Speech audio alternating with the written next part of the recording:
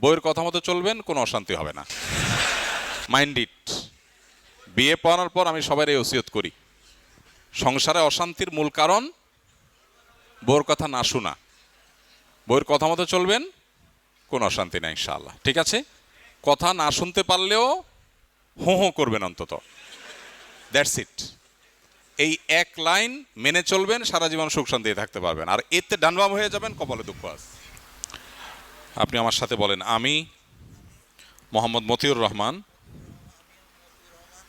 আমার মেয়ে মাহমুদা সুলতানা মিমকে জনাব ইউনুস মিয়ার ছেলে, বলেন, জনাব জোবায়ের আহমদ সাকিব, জোবায়ের আহমদ সাকিব, তার দিকে একটু হাত দিয়ে ইশারা দেন, আপনার নিকটে 15,000 টাকা মহারণার বিনিময়ে বিবাহের প্রস্তাব করলাম। আপনি একটু আওয়াজ দিয়ে বলেন, আমি আলহামদুলিল্লাহ কবুল করলাম। আলহামদুলিল্লাহ আমি কবুল করলাম বলেন। মাশাআল্লাহ, আরেকবার বলেন। সাকিরা শুনেছেন? আলহামদুলিল্লাহ, আলহামদুলিল্লাহ, আমরা আলহামদুলিল্লাহ বলি।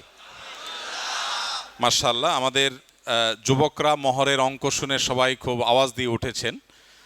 সন্দেহাতীতভাবে এটা একটা দৃষ্টান্ত, বিবাহকে কঠিন করে ফেলা হয়েছে। অনেক অভিভাবকরা বিবাহকে, মেয়ের গার্ডিয়ানরা বিবাহকে কঠিন করে ফেলেছেন। তারা মনে করেন মহরের ফিগার অনেক বড় হলে বোধহয় বিবাহ অনেক শান্তিতে থাকে, দাম্পত্য জীবন অনেক শান্তিতে যায়, সুখে যায়। এটা ভুল ধারণা। বরং ইন্না আযমান নিকাহি বারাকাহ আইসারুহা মাউনা, যে বিয়েতে ব্যয় কম হয় সেটা তত বেশি বরকতময় হয়। মহরের পরিমাণ ফিগার অনেক বেশি হলে যদি বরকতময় হতো, সাহাবা ইকরাম বলছেন, তাহলে মুহাম্মদ সাল্লাল্লাহু আলাইহি সাল্লামের মেয়েদের মহর অনেক টাকা ধরা হতো। তাহলে বোঝা গেল মেয়ের বাবাদের জন্য এখানে বিরাট বড় শিক্ষার বিষয় আছে। মহরের ফিগারকে কঠিন করে ফেলা, যাতে করে ছেলেদের জন্য বিয়ে কঠিন হয়, এর মধ্যে কোনো কল্যাণ নিহিত নাই। আমরা দোয়া করি এই বিবাহের মধ্যে আল্লাহ তাআলা পরিপূর্ণ বরাকাত দান করুন এবং মেয়ের বাবাদেরকে আল্লাহ তাআলা হেদায়েত দান করুন। তারা যেন অল্প মহরে ছেলেগুলোর এই যে এত জোরে জোরে আমিন বলছে, এদের মনের কষ্টটা যেন তারা বোঝার চেষ্টা করেন। মাশাআল্লাহ, মাশাআল্লাহ। আমরা আমাদের নবদম্পতির জন্য সুন্নাহসম্মত দোয়া করি। বারাকাল্লাহু লাকুমা, আপনি সাথে আমিন আমিন বলেন, আমরা দোয়া করতেছি। আপনি আবার বলেন না বারাকাল্লাহু লাকুমা। আপনি বারাকাল্লাহু লাকুমা বললে এটার অর্থ দাঁড়াবে যে তোমাদেরকে আল্লাহ শান্তি দান করবে। আমরা তো বিয়ে করি না এখন, পুরান। আপনি আমিন বলবেন। আমরা বলি সবাই বারাকাল্লাহু লাকুমা, মানে হলো আল্লাহ তোমাদেরকে বরকত দান করুক। সে বলবে আমিন।